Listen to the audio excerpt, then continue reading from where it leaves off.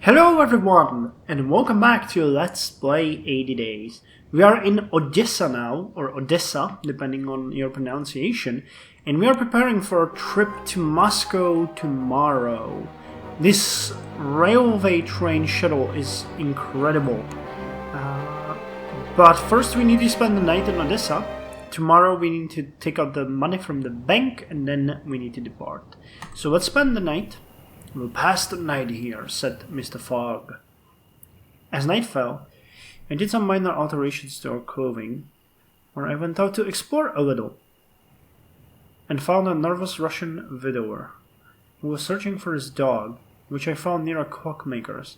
The widower thanked me, and as we talked, I remarked that some buyers will pay well for stopwatches from Moscow.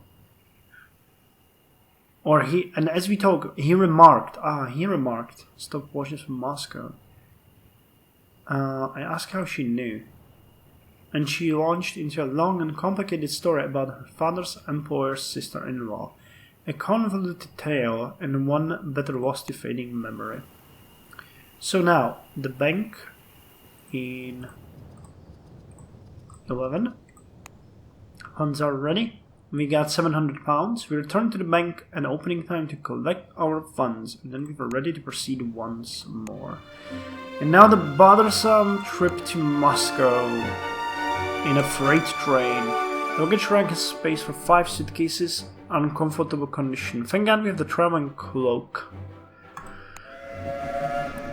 It's also going to be quite long, 2 days I think. It's Thursday, so Friday, Saturday. As we boarded the freight train, we boarded the freight train after reaching a quick accord with its driver, and he threw shut the heavy metal doors. The train juddered away down the track. We were in Russia. Let's check the newspaper.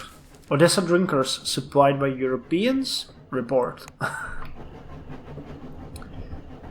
Choo-choo. We passed the time in conversation, which in effect meant that I asked questions, only to receive few or no answers from my master. Why were we here? Where were we going? Were we on the run? Why 80 days, and not 75 or 93? If there were answers, Monsignor Fogg acted as though I should already know them, and I began to wonder if I understood, in truth, better than I believed. Perhaps our journey truly had the simplest of motivations, a mere stretching of the legs. What? Okay, now he's getting... we'll have to tend to him, which we can during the trip. Shaved mustache. Excellent. The train rolled on through endless pine forests, passing only the occasional structure. A farmstead here, a water tower, an airship dock. There was so much space that it hurt my eyes to look. Oh no, I thought we were going to arrive early in the morning, but we weren't. Thank you for your attention. The train rolled into the Russian borderlands, and I took the opportunity to sleep a little longer. I sat by the window, watching the lines of wooden houses flicker by.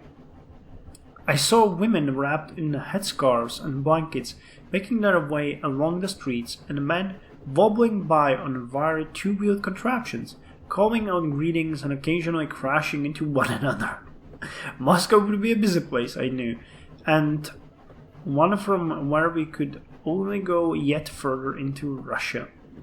It was not the capital of the Tsarist Empire, true, but it was one of its central hubs and most prized jewels. Visiting St. Petersburg might be a good idea too. So let's check the market. Here we should get an incredible amount for a lapisi. And the pocket altimeter, though, I think I'm gonna keep it. Oh, the top hat. Set of false teeth. Nicotine carbonomes. Cold compress. Okay, and a false passport. Left of the wall set. No check passenger. Okay, well, we'll take it. I have no idea what that's gonna do, but we'll take it. Our completed gentleman travel set should protect against uncomfortable condition and help us negotiate times of upper-class journeys. Oh god, we can go all the way to Vladivostok. Tomorrow at 11. So we can either stop at each of these places or go completely to Vladivostok. I think though that we're gonna take it step by step. The next departure is tomorrow. We can sell some things on the way and it's going to be much better. Dude, the health, look at that. It's minus 59 all the way to Vladivostok. We can go like to here. It's 30, 42 here. God, it's gonna be expensive. But you know, we'll enjoy each of the cities and have a rest in every one of them. So let's spend the night in Moscow. Moscow was not a comfortable city for a Frenchman. A local composer had just written a piece people were calling the 1812 Overture, commemorating the Russian victory over Napoleon's invading Grand Army in that fateful year. Patriotic passions were at fever pitch. But I did not let that stop me from exploring the city, though I resolved to affect an English accent in the style of Monsieur Fogg should I encounter anyone. I am not ashamed to admit that I had been practicing that very skill for some time, though, it must have been said, not in the vicinity of my master. I paid for a coach when I traversed the city on foot. I traversed the city on foot, keeping out of the sight of the patrols of uniformed policemen and Cossack troops mounted on black mechanical steeds, eventually away from the wide boulevards and electric architecture of the Tverskaya Street towards the outdoor markets of Staraya Square. They were full of apple-cheeked young boys and wrapped-up peasant women. I found myself drawn to one particular stall, selling geoceramics, painted in distinctive blue and white. I purchased a plate for a guinea and made sure that it was well wrapped before tucking it away. As the bells of the nearby church chimed the hour, I returned to our hotel, content with my brief view of the Tsar's capital city. Our funds have gone down slightly. So yeah, I'm determined to go just, you know, we have a lot of time, so let's go... Oh god. Let's go step by step. We might sell something in Ekaterinburg and buy some more things, you know, so that we make money. The bell in the stuccoed and whitewashed Moscow station gave its third and final clang, and the platform erupted into frenzy. Rough-shawled peasant women, convicts in prison cars. Rough-shawled peasant women wept freely as they kissed their emigrating sons and daughters goodbye, while businessmen and prospectors in smart fur trimmed coats slipped money to the provodniks to secure their compartments. I did the same. Our funds have gone 50, right? We did the same, and we found ourselves in a small cabin with heated water and even a shaving mirror. Let's converse. Greetings, Monsieur de Gustin. Let us share a glass of wine together, Monseigneur. Let's ask about Ekaterinburg. I have nothing against you personally, Passepartout, but I rarely talk to servants. Ekaterinburg to Vladivostok. I'm told some buyers will pay well for false passports from Vladivostok. Interesting. We can sell it then there. Vladivostok to Yokohama. Is there a possible travel from Vladivostok to Yokohama? I believe so. Vladivostok is linked to Yokohama by Korean trader, but it's slow going. Yokohama to Honolulu. You'd have to ask my secretary, but you can pick up Buffalo Heights in Honolulu, extremely valuable in Omaha. Shortbread biscuit. A shortbread Monsieur de Gustin? Why yes.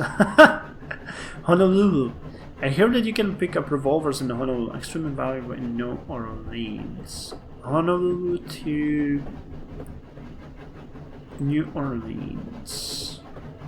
I've heard that you can obtain trombones in New Orleans that will sell for a fortune in New York. New Orleans to Houston. Here's something I do know. The city has grown to cover the region of the Buffalo Bayou. Nice! New route discovered.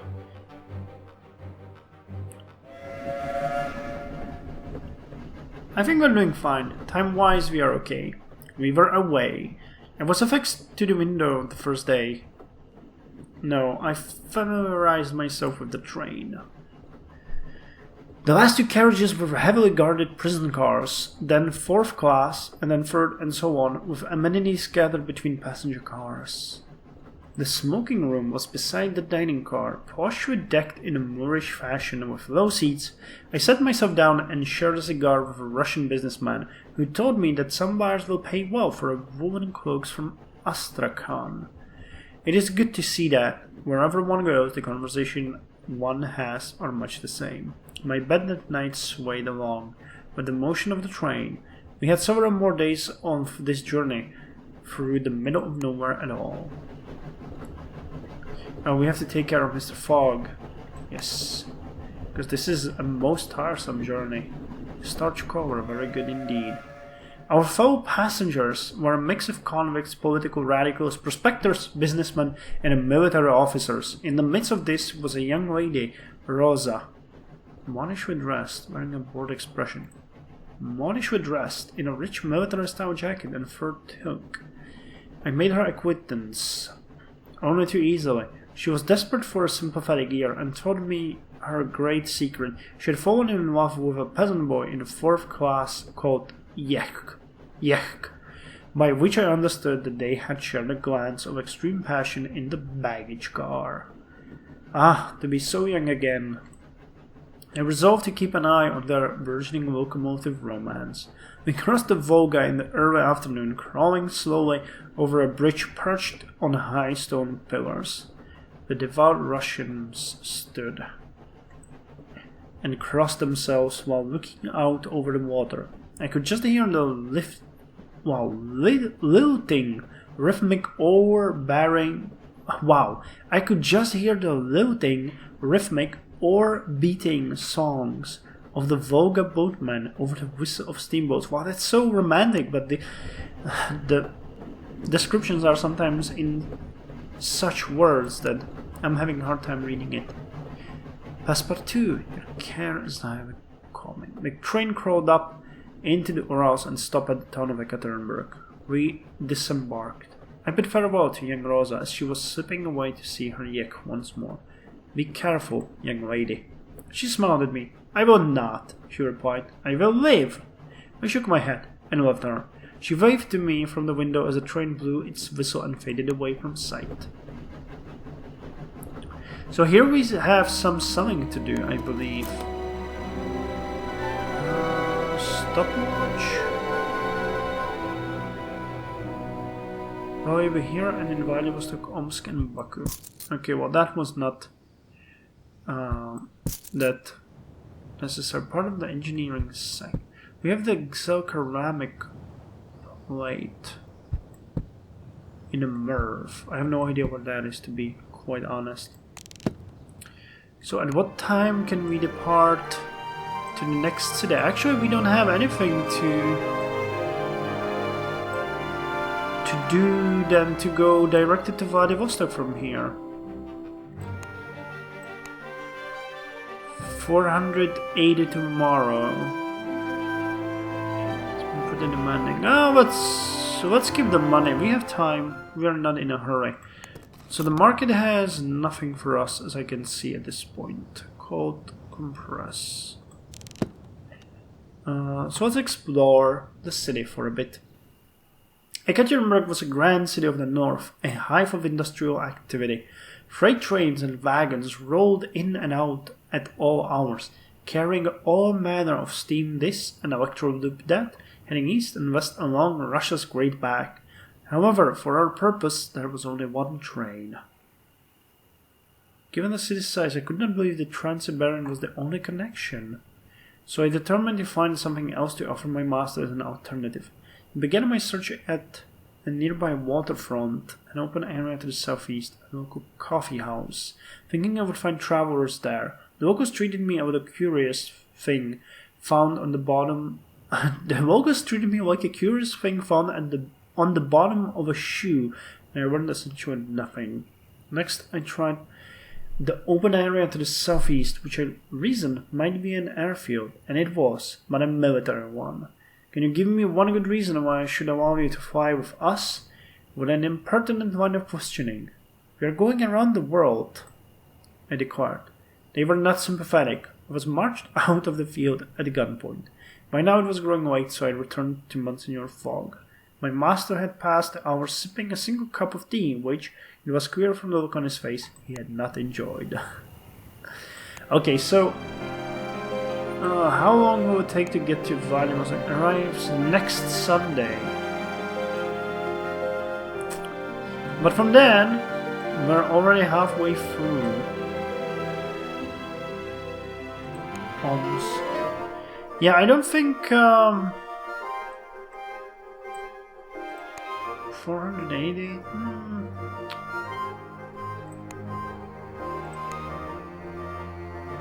480. Do we want to? No, let's spend the night in Ekaterinburg. 2 nights, that's okay. So, hotel.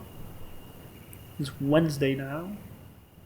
Before retiring, I spent a few hours walking around and spoke to a cheerful Muscovite madame who has lost a monocle, which I helped to recover, and who then, in between fits and cursing, told me that the quickest way to Baku is through Astrakhan. I asked her how she knew, but she simply winked and bid me a good day. Okay, well, let's spend the night. Pass the night here. We took a room and settled in, and I did some minor alteration. I spent a while talking to the hotelier to learn what I could, but gathered the little that Monsignor Fogg would be interested in. It's actually kind of sad. So now we can embark on our trip to Vladivostok.